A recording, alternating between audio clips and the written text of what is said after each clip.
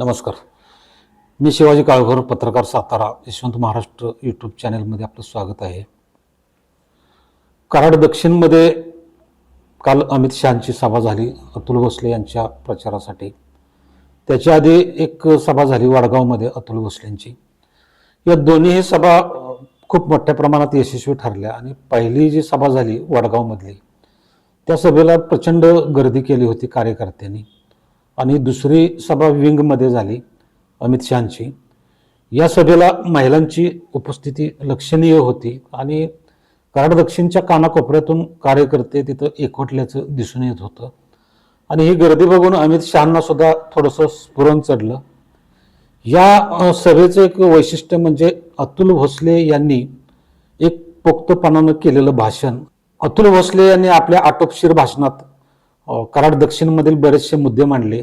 त्यात विशेष करून कराड MIDC किंवा तरुणांना रोजगार मिळण्यासाठी येथे केंद्राच्या माध्यमातून मोठे प्रकल्प यावेत आणि कराडचा विकास व्हावा.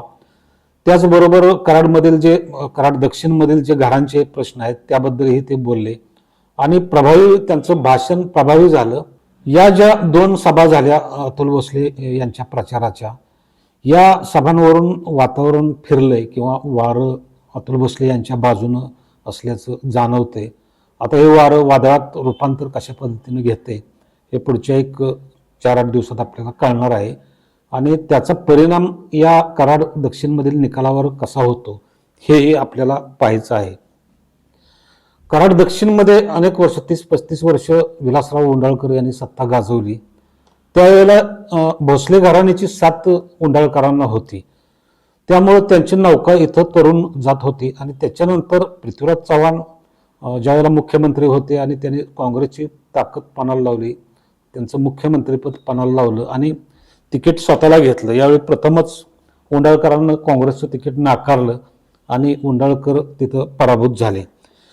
इतिहासाची पुनरावृत्ती कशा पद्धतीनं होती हे इथं लक्षात घेण्यासारखं आहे. ज्या वेळेला पृथ्वीराज चव्हाण कराड दक्षिणमधून उभे राहिले त्यावेळेला उंडाळकरांचं वलय हे कमी कमी होत चाललेलं होतं. त्याच्या आधी गेल्या 5-10 वर्षापासून त्यांची जिल्हा बँकेच्या माध्यमातून सातारा जिल्ह्याच्या राजकारणावर जी पकड होती ती ढिली होत गेली आणि त्यांचं काँग्रेस पक्षातील स्थान पृथ्वीराज चव्हाण मुख्यमंत्री झाल्यामुळं डळमळीत झालं. तरीही ते अखेरपर्यंत काँग्रेसशी प्रामाणिक राहिले. फक्त शेवटची निवडणूक ते पृथ्वीराज चव्हाण यांच्याकडून हरले. विलासराव उंडाळकर यांनी मग नंतर जिल्हा बँक हारल्यानंतर कराडमधील बाजार समिती हरले आणि त्यांचं राजकीय वजन किंवा वलय आपोआप कमी होत गेलं. पंचायत समितीची सत्ता त्यांनी राष्ट्रवादी गटाशी जुळवून कशीबशी ताब्यात ठेवलेली होती. इकडं पृथ्वीराज चव्हाण यांचे कार्यकर्ते वाढत होते, त्यांच्याकडली गर्दी वाढत होती. त्यामुळं विलासराव उंडाळकर यांच्या राजकारणाचा हा अस्त आला आहे असं जाणवत होतं. ही घटना 10 वर्षापूर्वीची. आता ही 10 वर्षापूर्वीच्या घटनेची पुनरावृत्ती म्हणजे इतिहासाची पुनरावृत्ती आता घडत असल्याचं जाणवत आहे. कारण विलासराव उंडाळकर यांच्या जागी आता पृथ्वीराज चव्हाण आहेत आणि त्यांचं वलय काहीसं कमी झालेलं दिसून येतं. त्याला विविध कारणं आहेत आणि इकडं अतुल भोसलेंचं वलय वाढत चाललेलं आहे. त्यांचं तरुणांना खेचून घेणारं उमदं व्यक्तिमत्व किंवा त्यांनी तरुणांना दिलेला रोजगार आणि या मतदारसंघात जवळपास 700-800 कोटींची केलेली कामं, जी कामं त्यांनी प्रत्यक्षात लोकांच्या नजरेसमोर पण आणलेली आहेत.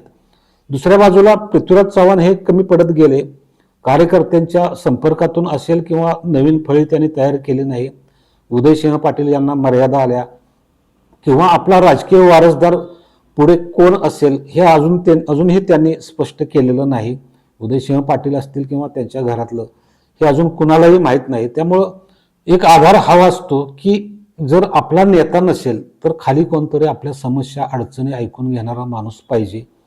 खाली कोणती तरी कार्यकर्त्यांची, मोठ्या नेत्यांची एक फळी पाहिजे की आपली अडचणी किंवा नडलेली काही कामं असतील, सार्वजनिक कामं असतील, वैयक्तिक कामं असतील, ती पूर्ण करणारा माणूस त्यांना हवा असतो. अशी परिस्थिती पृथ्वीराज चव्हाण यांच्याकडे दिसून येत नाही. त्यांच्याकडं दुसरी फळी अस्तित्वात नाही. जी काही फळी आहे मग त्यात मनोहर शिंदे किंवा इंद्रजित चव्हाण वगैरे असतील, त्यांच्याकडून हा लोकांच्या किंवा त्यांच्या कार्यकर्त्यांच्या काँग्रेसच्या समस्यांचा निपटारा योग्य पद्धतीनं होत नाही असं एकंदरीत दिसून येतं. पृथ्वीराज चव्हाण यांचं वाढतं वय, त्यांचा कमी झालेला संपर्क यामुळं काँग्रेसचं संघटन इथं कमी झालेलं आहे. नवीन कार्यकर्ते किंवा नवीन बेरजा होण्यात त्यांना अपयश आल्याचं सध्याची परिस्थिती पाहता दिसून येतं.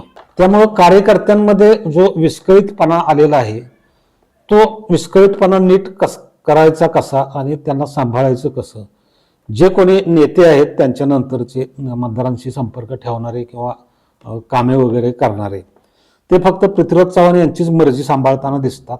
त्यामुळं संघटन कमी झालेल्याचं आपल्याला दिसून येतं. आता दुसऱ्या बाजूला अतुल भोसले यांचं उमदं तरुण व्यक्तिमत्व, त्यांची काम करण्याची तडप आणि तरुणांना त्यांनी जे गेल्या काही वर्षांपासून कामांच्या माध्यमातून संपर्काच्या माध्यमातून आकर्षित करून घेतलेला आहे, त्याचा परिणाम या निवडणुकीवर झालेला दिसतो.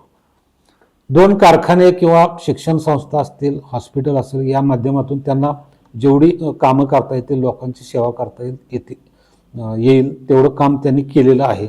त्यामुळं कधीही त्यांच्याकडं त्यांना भेटण्यासाठी शेकडो माणसं गर्दी करतात आणि कराड दक्षिणमध्ये आम्ही ज्या वेळेला फिरलो लोकांचा कौल घेताना किंवा त्यांच्या प्रतिक्रिया घेताना, त्यावेळेला या मतदारसंघात जाईल तिकडं अतुल भोसले यांचंच नाव सगळ्यांच्या तोंडी होतं. टीकाकारांनी कितीही नावं ठेवली किंवा काही केलं अतुल भोसलेंच्या बाबतीत, तरी आहे ती परिस्थिती त्यांना मान्यच करावी लागेल आणि कराड दक्षिणचं वारं खरोखरच फिरलेलं आहे, यात मला तर कुठलीही शंका वाटत नाही. नमस्कार.